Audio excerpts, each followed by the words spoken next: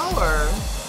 It's, you know, I'm still, my last name's still Stevenson. I know, but you're trying to be all fancy now. You're like it's easy to remember. It's easy to remember. It's a very prominent sounding name, John Wayne S III.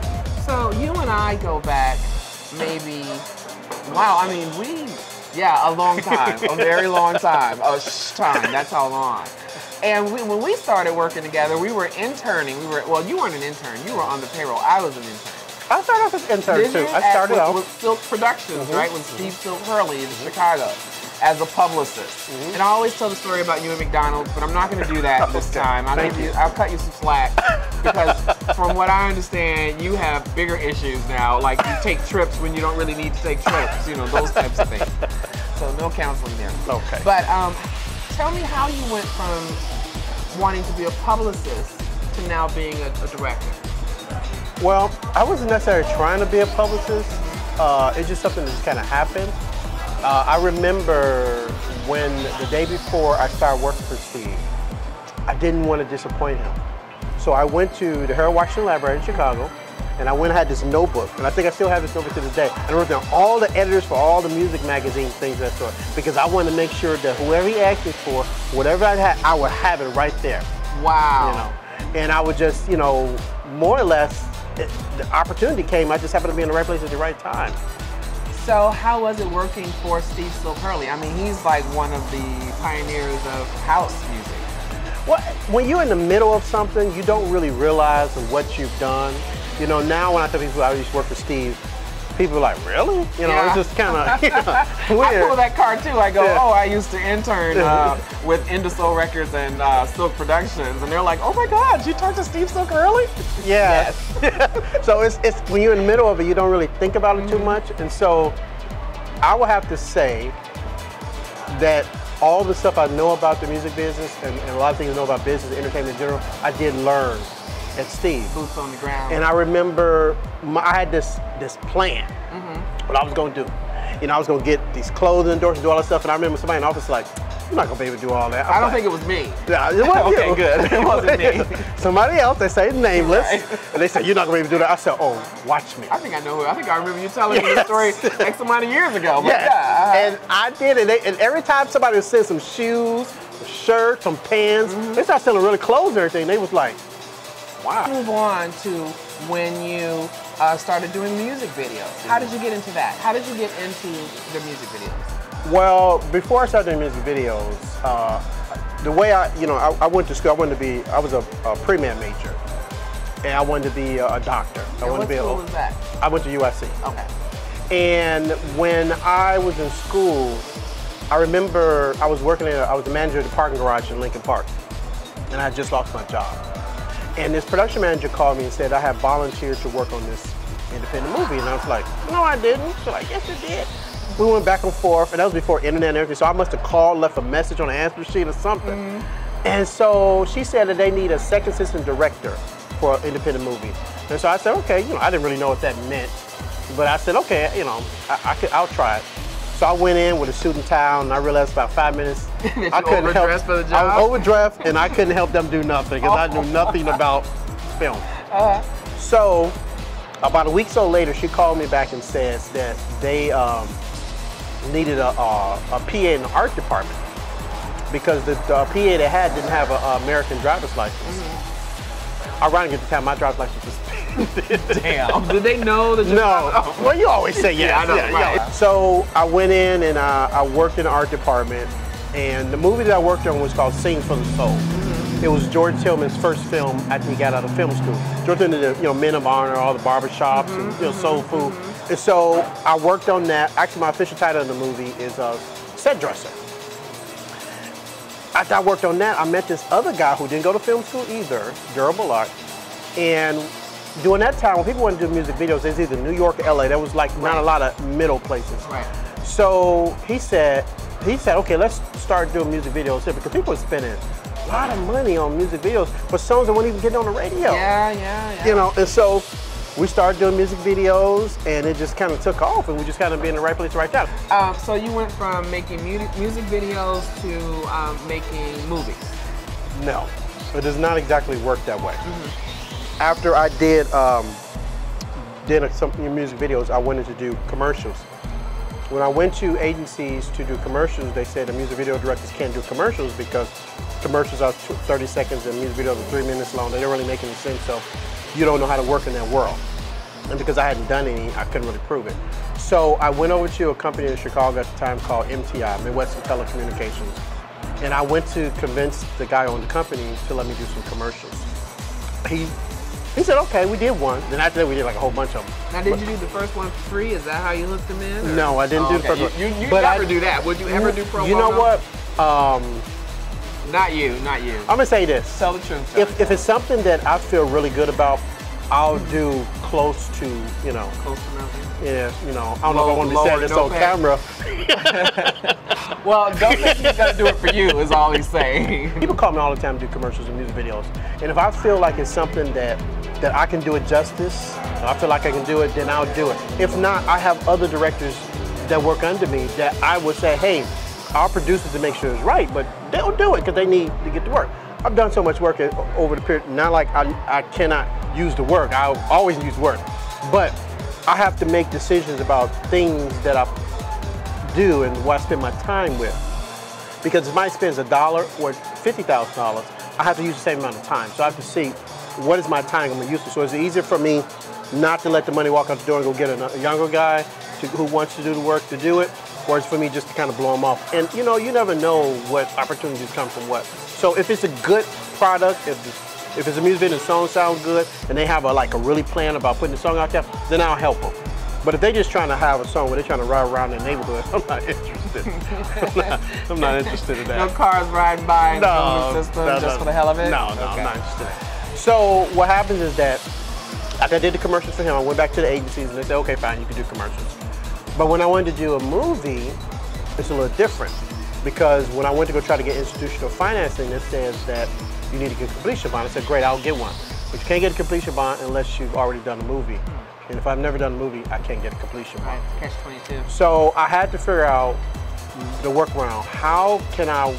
What can I do to work around it? For years, I probably should have done the movie a long time ago, but I couldn't figure the workaround. So a couple years ago, I thought of the idea of this. I started going to media companies, record labels, and I started saying to them, you have a very clear host of consumers that you deal with. It's hard to retain customers, and it's even harder to get new ones. Right. So if I can show you a way that you can get new customers who normally would never listen to your music, would you be interested? Of course. Yes. So I use an example of this. How many times have you gone on iTunes and just bought music of artists you ain't never heard of before? People normally don't do that. Right, right. They buy music of artists that they like, or at least a genre of music they like. Right. If you like country music and you don't like rap, you're not going to buy a rap song. Right, you're no not reason going to do listen that. to Jay-Z. No, you're not. No, I don't care what he's talking about. So same thing goes with movies. How many times you go in a Redbox or that $5 box at Walmart and bought movies just because based off the picture? I never do that. A lot of people do it. Really? They go to Redbox and they see a picture, say, oh, that looks interesting, I'm gonna rent that movie.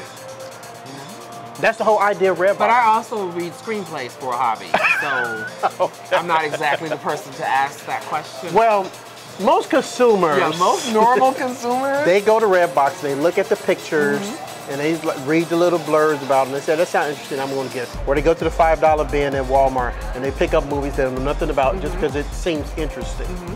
So I said, let's do this. Let's come up with a social issue, then tie your music around it. Now people will look at this movie, now you have a whole new base of customers that you would not have had before, because now they're buying your movie, a new revenue stream, and they're buying your music at the same time. So I went around to a lot of people thought it was a good idea, but you know, when somebody's used to a certain way that they do stuff, they're not real easy to try to get to step out and do something else different. Right. A lot of people thought it was a good idea, but at the same time, if they want to risk doing it. Right, because it's kind of like, isn't it kind of backwards? Isn't it usually done the other way, where the movie is created and then they go out and find artists for the soundtrack? Yes. And now you're taking a collection of artists and saying, we're going to incorporate your music into the story Yes, what you do is you come up with social matter. They create music around the social matter, specifically for the movie. The idea of the movie is this. It's about a boy who accidentally shoots one of his friends, a girl. Traditionally, 17-year-old boys don't get up in the morning and decide they're going to shoot somebody. Right. It's just something they just normally don't do. Most normal. Well, yeah, they don't live in certain parts of Chicago or something. They don't do that. Yeah, most of them don't do that. So this movie tells both sides of that issue. The guy, from the shooter and from the victim's perspective. How the boy got to the point to where he either had a gun, wanted to shoot anybody, and his emotional say afterwards. The family, how they dealt with before the shooting, and how the family deal with after the shooting. So we kind of go around the whole side. Because the idea is that before you choose a side, understand both. People have very strong feelings about gun violence or gun rights, and they like stick on their sides, but it's like, how can we ever find a solution to these problems if we don't understand how the whole problem is dealt with? We don't understand how it gets to this situation. And a lot of times people want to have solutions to stuff based off of their own point of view. But they don't really have opportunity to listen to how people got to that side, you know. That's true. That's true. And you at least should make an informed decision. Yes. Who wrote the script? The script is written by myself and Seth Black. She's a writer from Chicago. Oh, okay. She's written actually a couple of things. She's my writing partner. She's written a couple of things with me. Great storyteller. Did you teach yourself how to write screenplays as well? You taught yourself how to shoot feature length? You know, I'm gonna tell you a story about that. I remember years ago, and Michael Fry is one of my friends. He's a writer. He's writing for The Fresh Prince of Bel-Air, Parenthood. I mean, he's worked for a lot of Cosby Show. Okay. He's worked for a lot of, and so I called him one day and said, hey, I'm going to write a screenplay this weekend. In 2 days? Yeah. Oh, wow. And he laughed at me. He was like, you can't write a screenplay in 2 days. I was like, yes, I can. He's like, no, you can't. I was like, yes. I was like, okay, fine, whatever. So I go over the weekend. You know, I had no kids, family, so I pretty much just wrote it. So at the end of the weekend, this is the thing about it. This is back when computers were DOS. Oh, and you had the dot matrix printer, and so if you messed up. Green. Yeah, so it was very time consuming. Formatting was almost impossible. Yes. And so I wrote it, and so at the end of the weekend, I printed it out. So you wrote a whole 90 pages? Yes. In 2 days? Yes, I did. Oh my goodness. And so I took it out and I said, hey, I wrote to him. I think it kind of made him mad a little bit. It makes me mad, and this happened X amount of years ago. Yeah, and so it was funny. I gave it to him, he read it, he gave me some script notes on it. But that was my first forte into doing that. And now, I mean, I understand now it takes a little bit it's a little harder now. It takes longer. Well, you want something that kind of makes sense. And, so you wrote the script, it just wasn't a good one. No, I thought it was good. Okay. Even he thought it was good. It's just some story. You know, you write in 2 days, you really focus on just trying to get the story out. You're not really focused on, like, you know, if he walks down the street, he got to open up the door to get out the house. Right, you have to tell that story. You got to tell the whole process of how stuff. You don't think about that, but it was my first time doing it. If I read a book or I see a video or something like that, I can figure it out. So you have a good, strong memory. I can conceptualize stuff really good. You know, if you give me an idea what it is that you need to do, and I look at it, I can probably figure it out. Like a power trip. I could use you for a lot of stuff. Anywhere from putting a bicycle together. Oh well, you know, to designing a marketing plan. The thing about it is, well, I'm gonna say two things about that. About one thing about putting a bike together. I don't put none together. That's what the peasants are. I used to do it all the time, but it's just too time consuming. So I usually go, you know, you go to Walmart now, they'll put whatever together. You don't have to do anything. Doing a marketing plan. The one thing about people should understand is when they do business, don't try to reinvent the wheel. Somebody's already done exactly what you're doing. You need to do some research and figure it out. You don't have to start from scratch to do anything these days. Google is a very powerful thing. It is. If you ask the right question, it will give you the right answer. That's true. That's true. You know? There's a wealth of information. So years ago, if I wanted to do something, I had to go to the library and I had to read a lot of books. And that's very time consuming too. You know how you read books and you're reading something, you get to that aha moment when you figure out something else? We live in a society today that kids don't have aha moments. You ask a question and it's right there and they just go, so they don't really absorb it. And it they doesn't don't think it through. Yeah, I think about all the books I've ever read in my life, and I remember points like that stuck with me because they meant something at the time because I had to read through all this stuff to get there. And when I got to that point, I was like, wow, that was, I feel that. But now, you know, if I want to know something, I just go to Google and ask the question. Right. We're so lazy now, we don't even have to type in the question. We can just press a little button and ask the phone. We don't even have to like type it. Yeah, you could just ask and so Siri lazy. says, like, you know. well, my thumb's gonna get so tired. Well, you know, the thing about it is technology. Technology is supposed to advance. It's supposed to make your life easier. Some things, I think it does make it easier. And other things, I think it just kind of makes us slave to the whole process. So, I don't know. Where do you stand on gun control? Well, this is what I say. Me personally, growing up on the south side of Chicago, we didn't have a gun in our house. You know, the first time I saw a gun was on a movie set. All I knew was when I was growing up, police and bad people had guns. So I think people have a right to have guns, but this is what I always tell people. When I do interviews, people ask me that question all the time. I said, this is what I say. If me and you are having an argument about something, and it gets really heated, you might feel like we can fight. You know, punch me in the head, bust his head or whatever the case may be. I might feel like, no, I gotta shoot you. Everybody's threat level is different. What I might determine as being a threat, a low or high threat, is not really the same as you. There's nothing that you can teach anybody. I went to this one show and the guy was like, well, we need to have more teaching. I said, how can you teach cultural differences? Right. Social differences. Right. Lifestyle differences. You can't really teach that. Patience, tolerance. You can't. So there's really no way to determine what anybody's threat level is. No, so I'm not saying that people shouldn't have guns. People should have a right to protect themselves. They should have a right to protect their families and themselves. But it's just, you just don't know what somebody's dealing with that particular day. So, read all over, when is it going to be released? Well, my idea was that I wanted, because this is my first film, I wanted to really build up the momentum, and I really wanted to get out there and build my name up. So we're going to go the film festival route first. Although we are talking to distributors now, and I'm hoping that I'll have a deal before the festival, but I want to do the film festival thing so we can kind of, the thing about movies like this, because they're socially conscious, you want people to start talking. It's a conversation starter. And so when I first wanted to do this movie, I went and talked to a couple producers to try to help me, and this one guy told me that he didn't like the script because it didn't have a solution.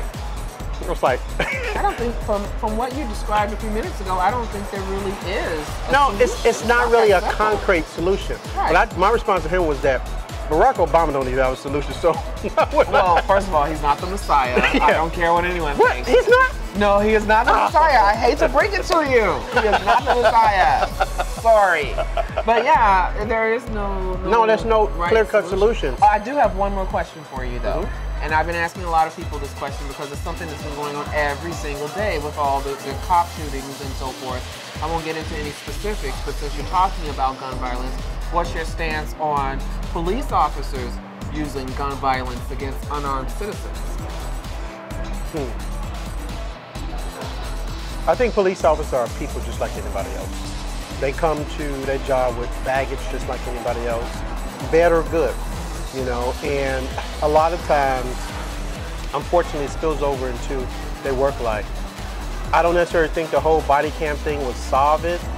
You know, I think it'll probably clear up some things because traditionally police officers are right and you have to prove them wrong. Right. But it goes back to everything else. I mean, how do you really, there's no really way of changing people. There's no way of really changing people how they think socially and morally. That's something that happens over a period of time. That's true. People's attitudes. Age and maturity. That's right. Wow. Well, I don't know why you're in Phoenix, but I'm glad you're in Phoenix. I'm glad that guy canceled his meeting or whatever the heck you had going on, and you flew out here anyway. It's all synchronicity, like I told you earlier, you know. But thanks for stopping and chatting with me. Thank you very much. I hope you enjoy your meal here at the Angry Crab Shack, 2808 East Indian School Road. Angry Crab Shack, Phoenix, best damn brisket in town. I was just done weird like that. All right. Yeah. So now we have to eat, right? Yes, I guess so. Okay.